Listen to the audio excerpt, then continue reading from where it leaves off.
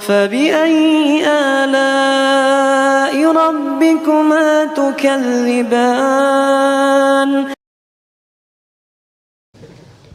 Sekarang masuk perjalanan sejarah. Wafat Nabi SAW. Beliau manusia, dan sifat manusia pasti akan mendapati maut. Maut mengambil nafas. Quran surah 3 ayat 185. Kullu nafsin dha'iqatul maut. Jadi setiap yang berjiwa, nafasnya pasti akan diambil oleh maut sehingga tidak bernafas lagi. Kalau sudah sebelum diambil jadi mayyitun, ada tasydidnya. Quran surah 39 ayat 30. Innaka mayyitun. Kalian pasti akan wafat, diambil nafasnya. Oleh siapa? Oleh malakul maut. Quran surah 32 ayat 11. Ya, qul yatawaffakum malakul mautil ladzi wukkila bikum. Katakan kalian akan diwafatkan oleh malakul maut. Diambil kemudian jadilah mayit, wafat dia. Ya, Rasulullah SAW kemudian wafat, diteruskan perjuangan oleh para sahabat, orang-orang soleh setelahnya, sampailah tiba kemudian masa-masa orang mulai lupa dengan perjuangan-perjuangan beliau. Orang mulai menyimpang dari beberapa hal dalam kehidupannya. Dia jadi semakin meluas, sama persis zaman-zaman kita itu kalau sudah menyebar luas ajaran dan sebagainya, semakin lupa dengan ajaran-ajaran pokoknya. Zaman Nabi Adam awalnya kuat, ketika menyebar sudah syu'ubah wa qabail, Quran surah 49 ayat 13, muncul menyebar, tadinya banyak orang soleh bimbing, meninggal 5 orang.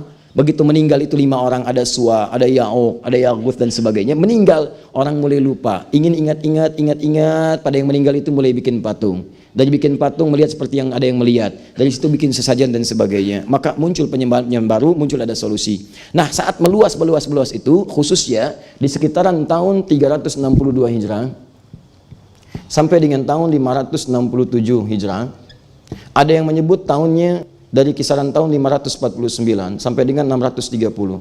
Ada yang menyebut tahun 567 sampai dengan 640 Hijrah. Di tahun-tahun ini masa-masa krisis ketika orang sudah mulai lupa dengan perjuangan Nabi SAW. Sehingga banyak kemudian dari orang-orang yang sebelumnya masa-masa peperangan itu telah kemudian ditaklukkan dan dibuka kebaikan-kebaikannya, mereka kemudian memendam dendam kembali untuk menghimpun kekuatan dan mulai menyerang orang-orang Islam lagi. Karena lupa inilah kemudian menjadi lemah keadaan umat Islam pada saat itu. Lupa dengan nabinya, lupa dengan tuntunannya dan semacamnya. Maka momentum ketika lahirnya Nabi SAW di bulan Rabiul Awal itu dihidupkan kembali di masa-masa ini untuk mengenalkan Nabi SAW. Ada yang mengatakan dihidupkan pada tanggal ini, tahun-tahun kisaran tahun ini, di wilayah Mesir pada dinasti Fatimiyah, dinasti Ubaidiyah. Siapa yang menghidupkan namanya? Abu Tamim. Abu Tamim, sekali lagi, ya, Mu'izzuddin atau Al-Mu'izz lidinillah. Ya, Mu'izzuddin atau Al-Mu'izz lidinillah. Abu Tamim Al-Mu'izz lidinillah. Dihidupkan di kisaran tahun 362-567 Hijriah di wilayah Mesir. Ini pendapat pertama mengatakan haluannya adalah Syiah. Ini haluan pertama, Syiah. Ini pendapat pertama. Dia hidupkan. Cuma untuk perayaan, kenalkan, disebutkan namanya siapa, lahirnya di mana, ibunya siapa, bapaknya siapa, dan seterusnya untuk mengenalkan kembali. Ada yang menyebutkan bukan ini yang mempopulerkan ini. Yang mempopulerkannya adalah nih kisaran masa 549 sampai 630. Di wilayah mana? Irbil. Irbil ada di mana? Di Irak. Siapa yang mempopulerkan pada saat itu? Yang mempopulerkan pada saat itu namanya Muzaffar. Beliau muhafidz Irbil, gubernur provinsi Irbil di wilayah Irak. Gelarnya kunyahnya Abu Sa'id Muzaffar Kukabari. Beliau mempopulerkan ini, mengumpulkan para ulama-ulama karena banyak kecenderungan dah lupa dengan Nabi, para pemudanya, para macam-macam dikumpulkan oleh beliau, ulamanya dikumpulkan, para ahli tasawuf dikumpulkan, para alim dikumpulkan, ustaz-ustaz dikumpulkan supaya menjelaskan tentang keutamaan Nabi SAW.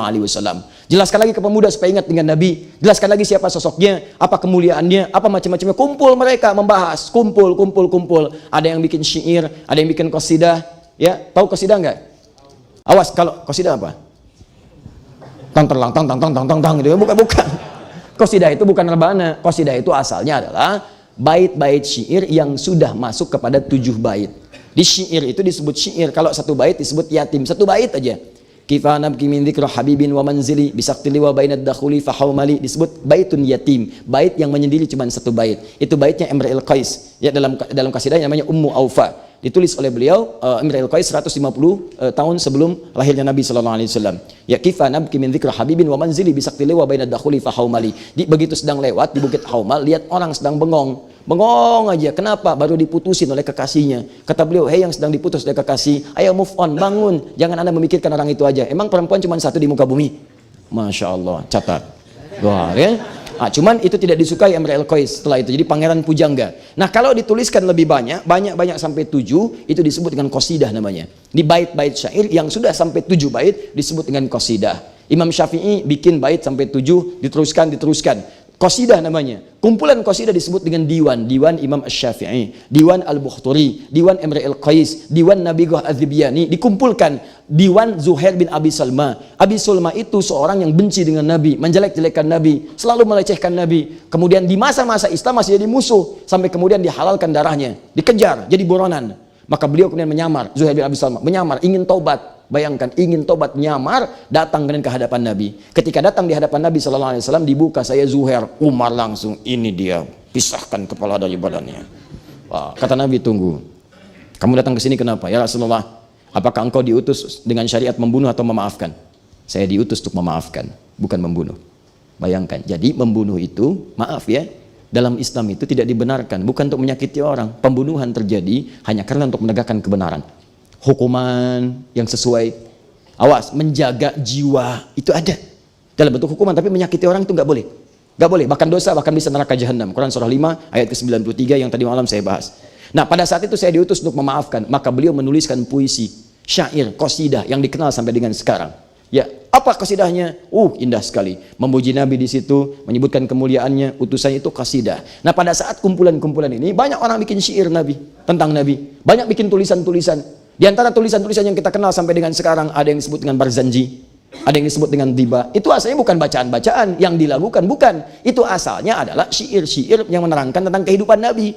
Nabi siapa, lahirnya di mana, ibunya siapa, bapaknya siapa, yang memberikan asinya siapa, dan seterusnya sampai tumbuh dewasa. Macam itu kisah sebetulnya.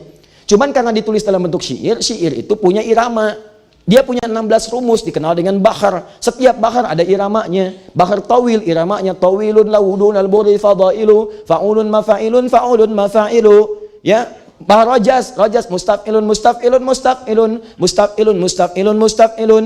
Madid, mufa'alatun, mufa'alatun, fa'ilatun, mufa'alatun, mufa'alatun, fa'ilatun.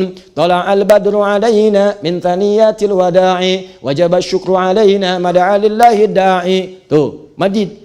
Ya, rajas, mustaf'ilun, mustaf'ilun, mustaf'ilun, sautus safiril bulbuli, hayyaja qalbit thamili, al-ma'u wa zahru ma'a zahri lahdhul muqali, fa anta ya sayyidali wa sayyidi wa maulali, fakam tayyumuni ghuzailun uqaiqali, kataftuhu min wajdatin min fili hadhar rajuli, faqala la la la la, faqala qadamu harwili, fawal walad, wali ya wailali, faqultu la tuwal wili, fabayinul lu'lu ali, qala tawi inaka dainal radidul muqali, kahatan kakailali, tabuli. Ada.